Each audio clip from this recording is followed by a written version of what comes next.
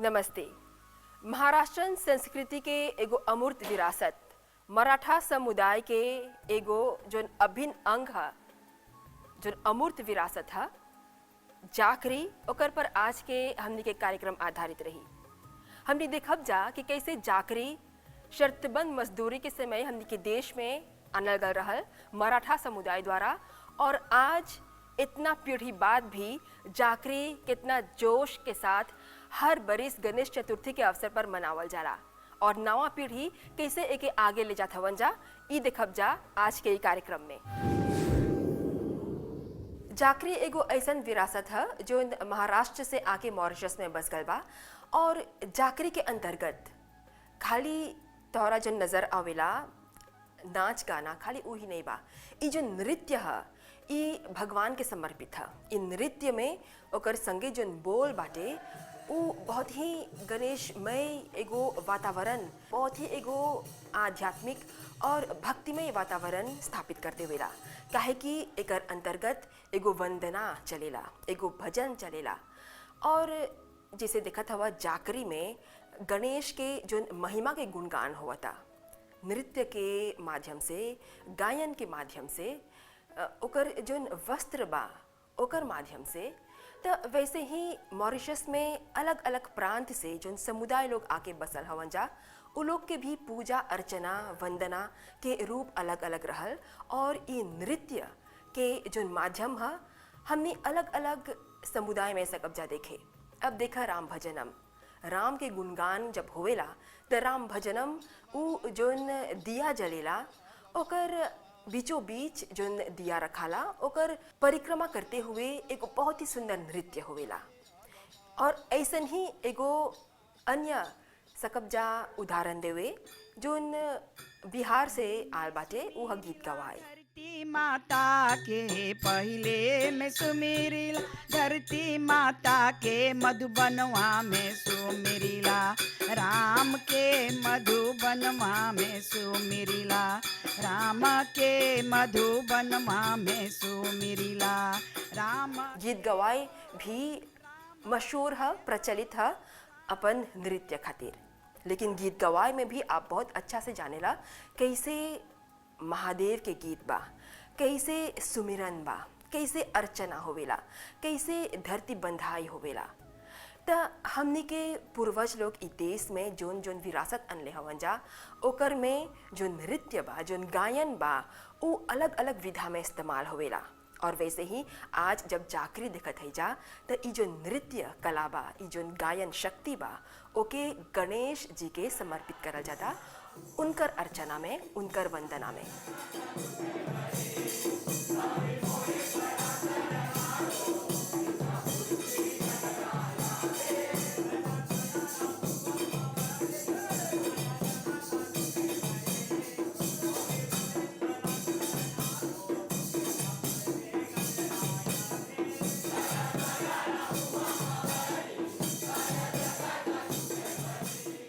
आज मॉरिशस में जब इंडेंचर के लेके शोध हुआ था, जब इंडेंचर के लेके रिसर्च हुआ था, तो इस सब बात के डॉक्यूमेंटेशन बहुत ज़रूरी बा, बहुत ज़रूरी बा कि हर एक जो एलिमेंट बा हेरिटेज से जुड़ल ओकर पर बारीकी से शोध करल जाए, देखल जाए कि कौन कौन परिप्रेक्ष्य में कौन कौन ऐसन उत्सव रहल, ऐसन गायन रहल, ऐसन नृत्य रहल जो उ बखत से पीढ़ी दर पीढ़ी चलले आवता, और आज भी विरासत के रूप में ई देश में जीवित बा।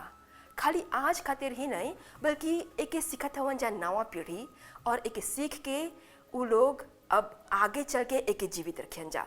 जब विरासत के बात चलेला तो ट्रांसमिशन बहुत ज़रूरी है। जब ले हमनी नवा पीढ़ी के ई धरोहर सौंप के नहीं जाब जा, उ लोग के नहीं सिखावब जा, तब ले ई जिंदा नहीं रही, तब ले एकर जीवित रहला संभव नहीं रही। नमस्कार। जाकरी c'est un danse traditionnelle Marathi. जाकरी एगो परंपरागत मराठी नृत्य है जोन हमनी अपन पूर्वज लोग से पहले है जा महाराष्ट्र से। गणेश चतुर्थी के अवसर पर हर बरिस ये नृत्य हमनी करेला जा। बहुत कम उम्र में 5 बरिस से ही घर पर हम जाकरी करे के शुरू कर ले है। और जब हम बड़ा लोग के दिखत रही तो हमके बहुत मन रहल कि एक दिन हम जाकरी के टोली में शामिल होब। हमके बहुत गर्व बा कि हम एगो मराठी हैं और हम जाकरी के टोली में आज नृत्य करीला। Nous Jacquerie, हमनी के नृत्य, हमनी के जाकरी, हमनी के भाषा एगो ऐसन संस्कृति है जेके चाही हमनी के सुरक्षित रखे के। गणपति बाप्पा मोरिया, नमस्कार। आज जोन बुजुर्ग लोग हवन जा उ लोग ई बात के ख्याल रखत हवन जा कि जाकरी आवे होला कितने पीढ़ी तक जिंदा रही। और आज जोन छोटा छोटा लड़का लोग एके सिखत हवन जा उ लोग एके नवा नवा रूप में ढालत हवन जा। काहे कि जब यूनेस्को के 2003 के कन्वेंशन के बात चलेला त ओकर में ई बात साफ साफ स्पष्ट करल गल बा कि जे आप चाहबा आपके अमूर्त विरासत जीवित रही, नवा पीढ़ी एके सिखियन जा और एके जिंदा रखियन जा, त चाहे ना उ लोग के अपन भाव एकर में समर्पित करे के पूरा आज़ादी देवे के।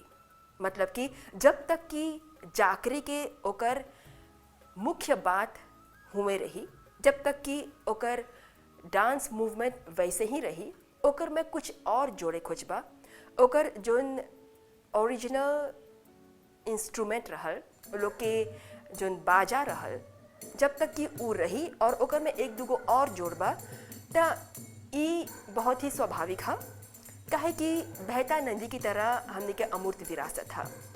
जैसे जैसे वो बहले जाए वो नवा नवा चीज़ के अपने ले जाए और यही रूप में आज हमने के देश में जाकरी जीवित बाटे।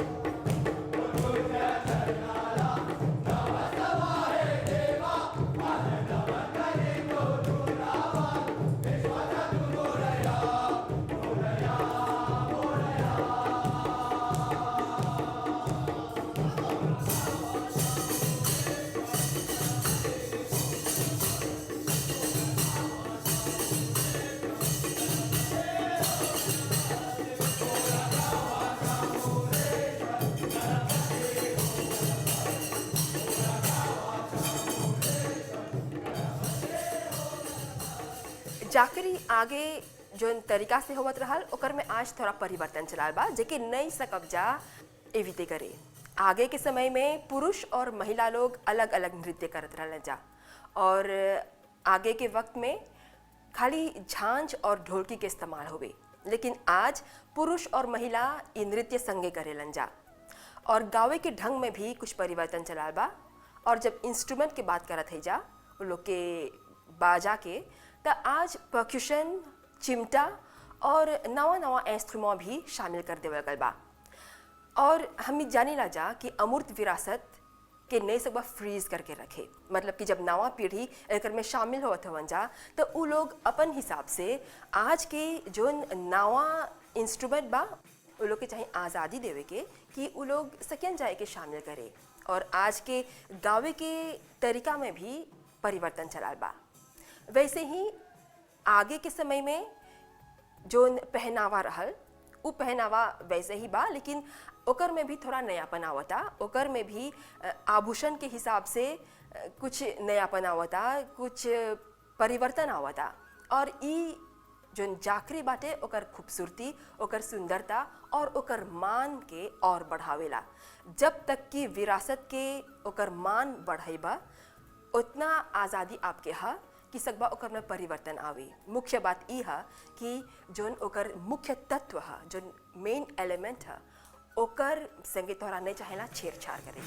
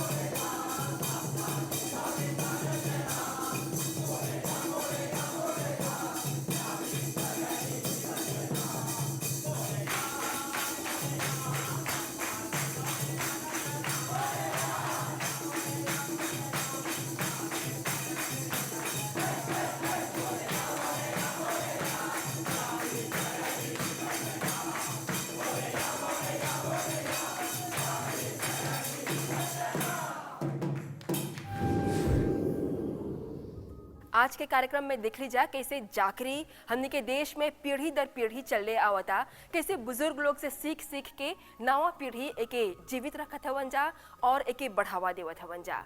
हमने देख ली जा कैसे जाकरी के जो रूप रंग रहल वो बहुत खूबसूरती के साथ धीरे धीरे बदलले जाता, लेकिन जो ओकर मुख्य तत्व रहल वो वैसे ही बा।